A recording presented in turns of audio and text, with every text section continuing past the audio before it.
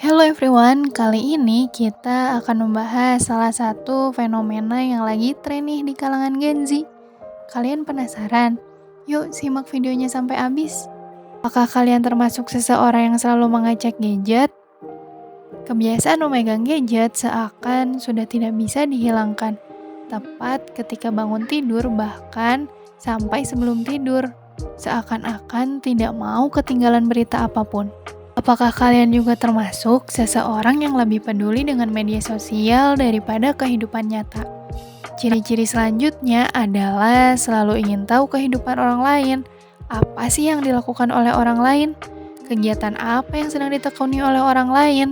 Bahkan membandingkan pencapaian orang lain dengan pencapaian dirinya sendiri, yang akhirnya merasa tidak puas dengan diri sendiri. Dan yang paling parahnya, selalu ingin tahu gosip terbaru, tidak ingin ketinggalan berita apapun. Mengeluarkan uang melebihi kemampuan dirinya sendiri, dan membeli hal yang sebenarnya tidak penting, dengan dalih agar tidak ketinggalan zaman. Kalian pernah nggak sih mengalami hal ini? Mengatakan ya, bahkan di saat sedang tidak ingin. Hal ini sering terjadi ketika seseorang tidak ingin ketinggalan apapun, sehingga selalu menerima setiap ajakan yang sebenarnya tidak menarik atau tidak perlu. Fenomena tersebut disebut FOMO, Fear of Missing Out. FOMO adalah rasa takut, di mana perasaan takut untuk tertinggal karena tidak mengikuti aktivitas tertentu.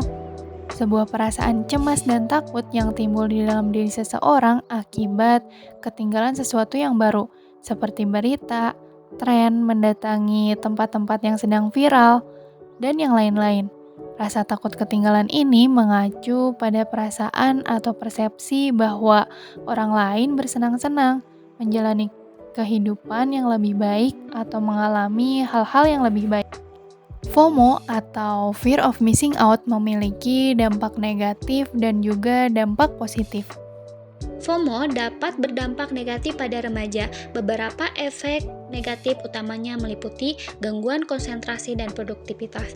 Remaja yang mengalami FOMO mungkin kesulitan berkonsentrasi pada tugas sekolah atau pekerjaan mereka karena mereka akan cenderung selalu memeriksa media sosial yang dapat mengganggu aktivitas sehari-hari mereka. Ketergantungan pada teknologi. FOMO dapat menyebabkan ketergantungan pada teknologi dan menyebabkan masalah tidur yang tidak sehat dan penurunan jumlah yang dihabiskan untuk sosialisasi dan aktivitas fisik. Adapun kesehatan mental yang terganggu, FOMO dapat membuat remaja stres, cemas, dan tidak aman. Mereka mungkin merasa harus terlibat acara sosial secara teratur yang dapat mengganggu keseimbangan mental dan emosional mereka. Selanjutnya, hubungan sosial yang buruk. FOMO dapat menyebabkan hubungan yang buruk karena mereka lebih fokus pada kuantitas daripada kualitas, yang dapat menghambat pertumbuhan persahabatan yang kuat. Selalu merasa tidak cukup. Mereka mungkin percaya bahwa kebahagiaan dan kesuksesan mereka bergantung pada seberapa banyak mereka terlibat dalam aktivitas yang disukai orang. Yang terakhir, kemungkinan perilaku berbahaya. Untuk mengatasi FOMO, remaja mungkin melakukan hal-hal beresiko seperti mengonsumsi narkoba atau alkohol hanya untuk merasa lebih diterima di antara teman sebaya mereka. Remaja dan orang tua harus menyadari dampak negatif FOMO dan belajar mengelola perasaan ini dengan cara yang sehat, seperti membatasi penggunaan media Dan hal sosial. positif lainnya. Nah, sekarang masuk ke dampak positif. Dampak positif ada beberapa poin nih. Yang pertama itu ada interaksi dan ikatan sosial. Nah, remaja yang mengalami FOMO mungkin akan meningkat interaksi dan ikatan sosialnya karena remaja yang mengalami FOMO cenderung ingin terus terhubung bersama teman-temannya agar tidak kehilangan informasi. Nah, lalu yang kedua adalah memberi kesempatan untuk belajar dan bertumbuh. Nah, remaja yang mengalami FOMO mungkin cenderung akan terbuka terbuka lagi dengan dunia sekitar dan dirinya sendiri. Jadi kalau di sekolahnya ada ekskul, nah mereka akan melihat hal-hal tersebut, dan ketika mereka merasa hal itu menarik, mereka akan mengikuti hal tersebut karena melihat teman-temannya yang mengikuti ekskul tersebut nih. Nah, lalu yang ketiga, mengurangi persepsi negatif.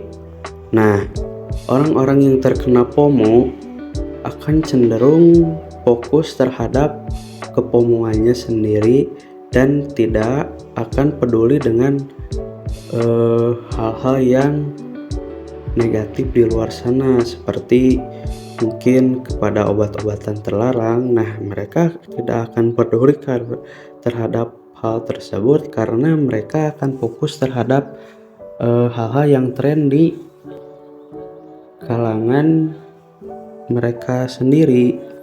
Nah, lalu yang keempat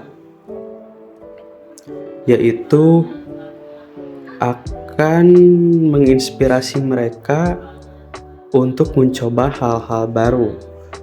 Nah, seperti itu tadi, semisal remajanya tuh melihat orang-orang di sekitarnya mengikuti ekskul basket.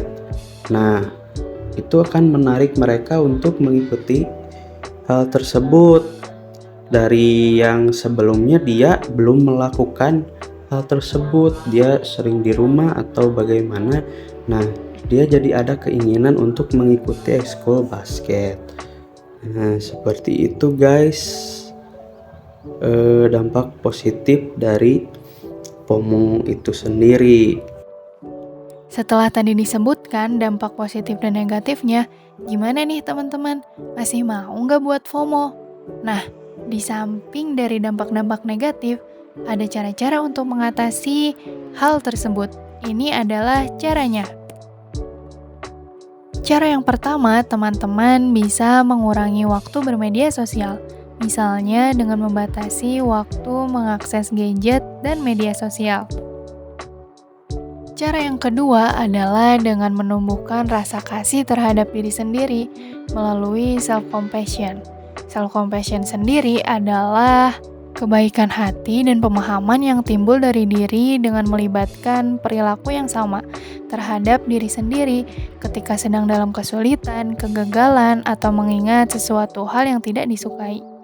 Dengan cara menerima kelebihan dan kekurangan diri sendiri. Selanjutnya yang paling penting adalah yuk ciptakan interaksi langsung dengan orang lain secara teratur. Yang terakhir, teman-teman bisa mengubah pola pikir dari FOMO atau fear of missing out menjadi JOMO atau joy of missing out. Kalau FOMO adalah perasaan takut untuk tertinggal, kalau JOMO adalah perasaan senang ketika tertinggal. JOMO adalah kepuasan yang dirasakan oleh seseorang pada saat ini, disertai penerimaan atas apa yang tidak dimilikinya pada saat itu. Kata Sullivan dan Wynn, kepuasan hidup meningkat seiring dengan kesengajaan dan secara aktif memilih hal-hal yang dianggap memuaskan. Oke guys, video kali ini cukup sampai di sini. Terima kasih sudah menyimak videonya sampai akhir. Semoga apa yang telah kita sampaikan bisa bermanfaat untuk teman-teman semuanya. Bisa merubah pola pikir yang tadinya harus ikut-ikutan atau FOMO menjadi JOMO atau joy of missing out. Gak selamanya harus sekarang kok. Untuk memandang FOMO tersebut.